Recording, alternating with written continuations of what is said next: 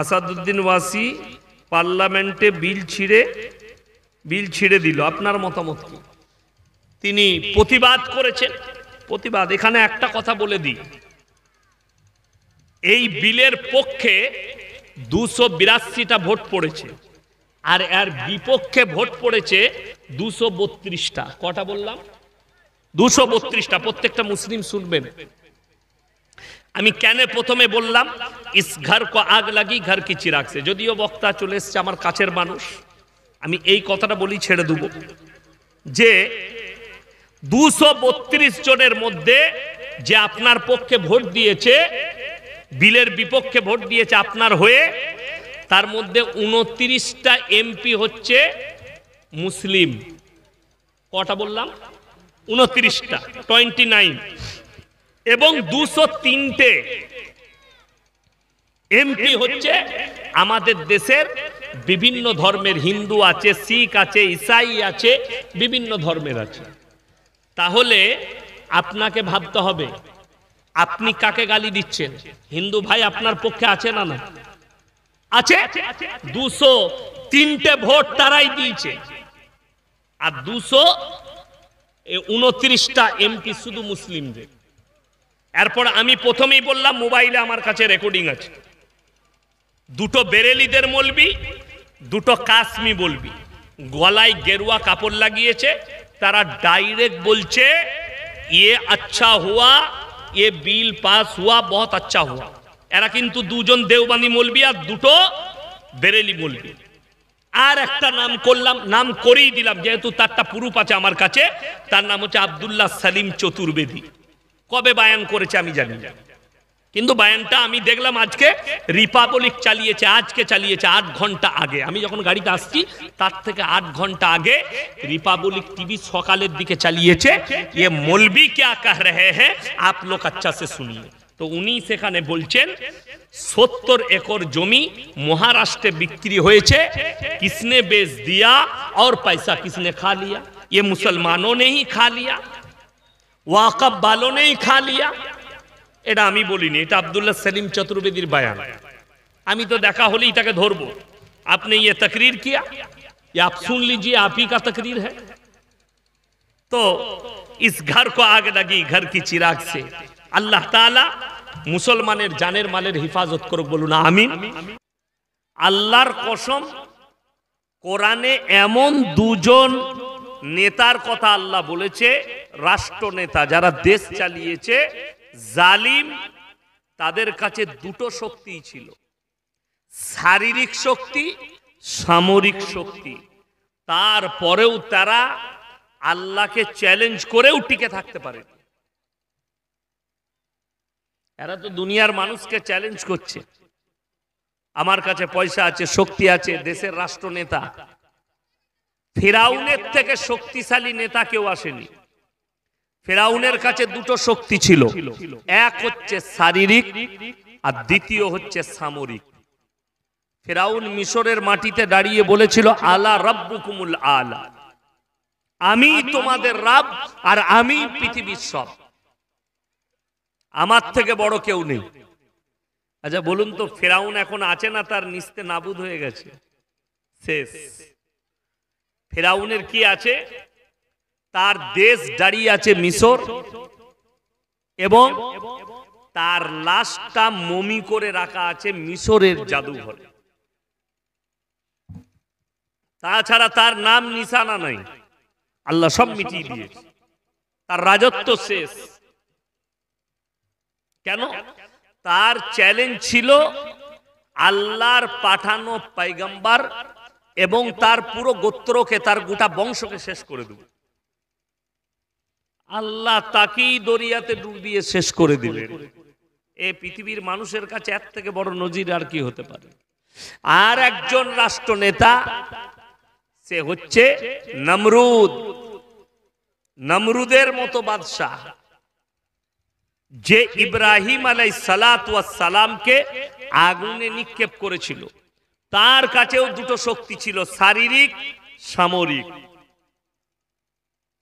আল্লাহ তাআলা যখন ইব্রাহিম নবীকে আগুনে নিক্ষেপ করেছে, ইব্রাহিম নবী আল্লাহর কাছে মদদ চাইলেন, আল্লাহ তাআলা আগুনকে হুকুম জারি করলেন, কুলনা ইয়া নারু কুনি বারদান ওয়া সালামান আলা ইব্রাহিম, আগুন তুমি ক্ষান্ত হও আমার ইব্রাহিমের জন্য। তার শরীরের একটা পশমকে জ্বালাবার ক্ষমতা তোমার নেই, জোরে বলুন সুবহানাল্লাহ। আগুন আর ইব্রাহিম নবীর একটা পশম জ্বালাতে পারেনি। আল্লাহ তাআলা বেজ্জতির সঙ্গে মৃত্যু দান করেছিল নমরুদকে। একটা মশাকে বললে তার ব্রেনে কামড় দাও, আর তার প্রজাদিকে সে বলল আমার মাথায় জুতো করে বাড়ি মারো। জুতো মানে এখনকার জুতো নয়, তখন বলা হতো খড়ম, কাঠের থাকতো, তার উপরে ফিতে থাকতো, বলে ওইগুলো করে আমার মাথায় বাড়ি মারো। বাড়ি মারতে মারতে মারতে মারতে তার মৃত্যু হয়ে গেল। আল্লাহ বেজ্জতির সঙ্গে মৃত্যু দিলেন। আপনি বর্তমানে যেদিকে জালিম দেখছেন, ইমাম মেহেদীর আত্মপ্রকাশ এমনি হবে না, এক্ষুনি হবে না। গোটা পৃথিবীতে যখন অন্যায়ে ভরে যাবে, অন্যায়ের প্রতিবাদ করার লোক থাকবে না, এবং মাজলুমের উপরে জুলুম বেড়ে যাবে, তখন আল্লাহ তাআলা ইমাম মেহেদীর আত্মপ্রকাশ ঘটাবেন। এই তো শুরু। আজকে বলুন, আমি গাড়িতে আস্তে আস্তে দেখছিলাম মুর্শিদাবাদ জেলায় বহরমপুরে বিরাট আন্দোলন ওয়াকফ বিল নিয়ে। মুফতি নাজমুল হক সাহেব, জেলা জমিয়তের সভাপতি মুর্শিদাবাদের সম্পাদক, এবং আমার বড় ভাইয়ের মতো খুব কাছের মানুষ, জমিয়ত থেকে ডাক দিয়েছিলেন। কয়েক হাজার লোক বহরমপুরে হাজির।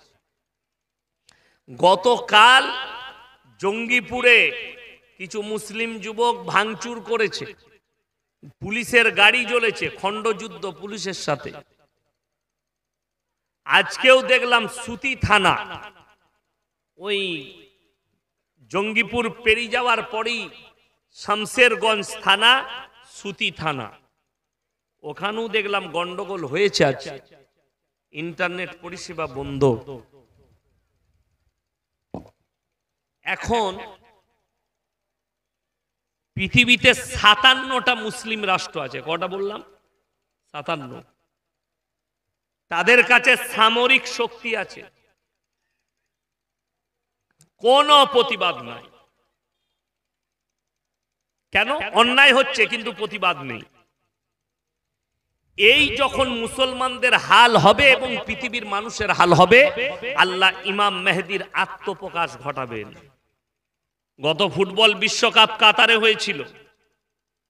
যতগুলো ইহুদিদের ফুটবলার আছে তারা সবাই প্রমোট করেছে কার? দাজ্জালের।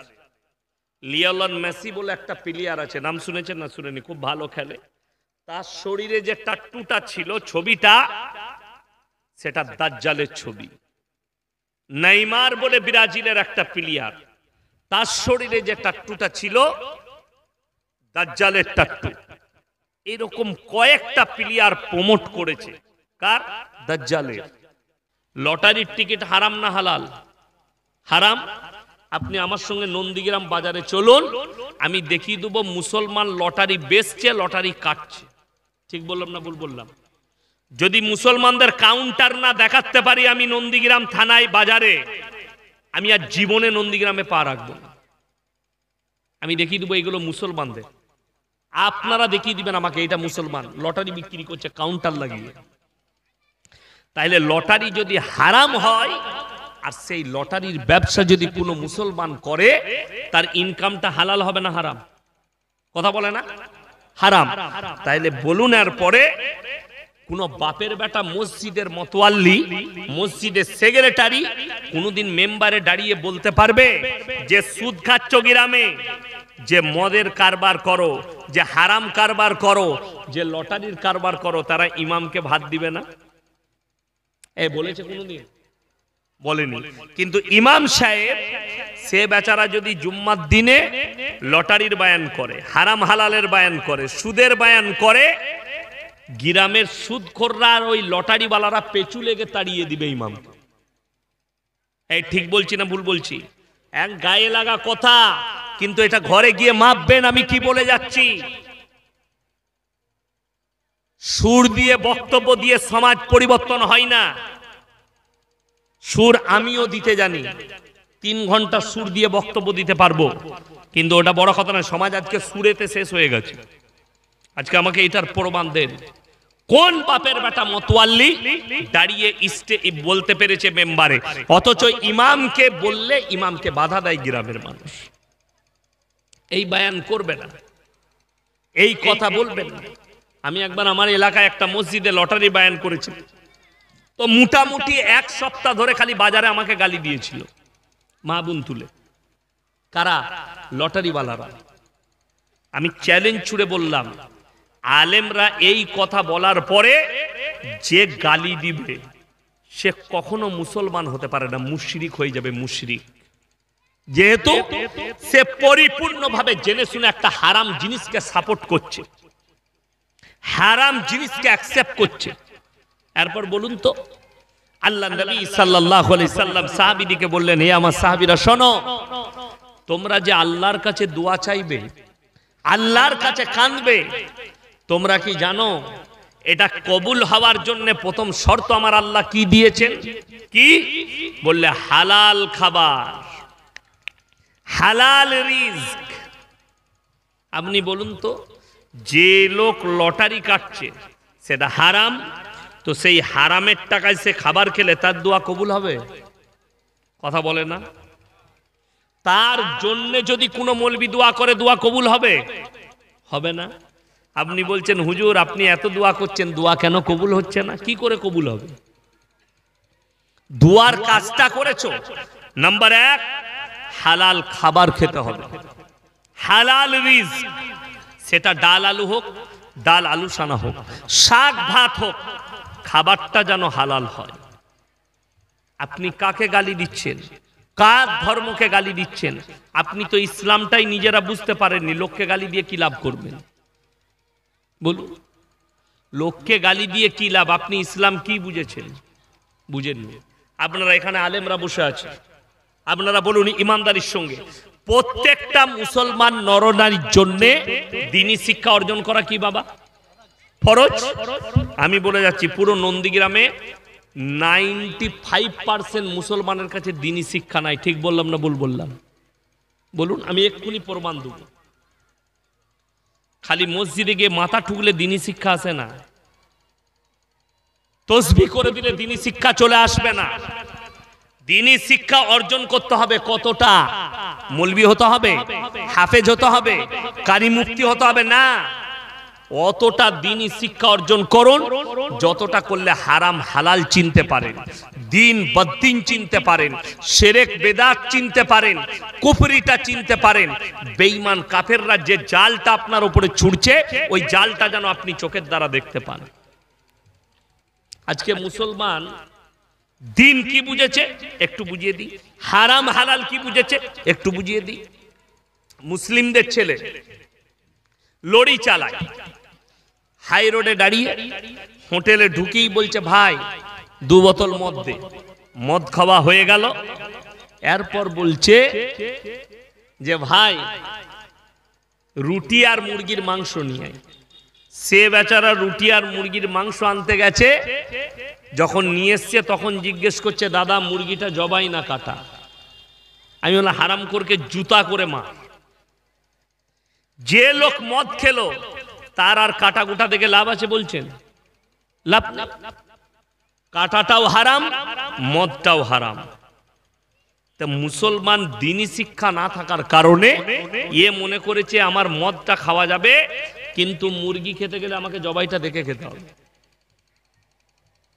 এইটা হচ্ছে মুসলমানের ইমানের হাল আজকে ভারতবর্ষে। তা না হলে মুসলমানের কাছে লটারি কি করে হালাল হতে পারে? মুসলমানের কাছে গাঁজা মদ কি করে হালাল হতে পারে? মুসলমানের কাছে সুদ কি করে হালাল হতে পারে? কোনোদিন নয়। আপনারা বলুন, 5 ওয়াক্তের নামাজ পড়া ফরজ না ফরজ নয়? ফরজ।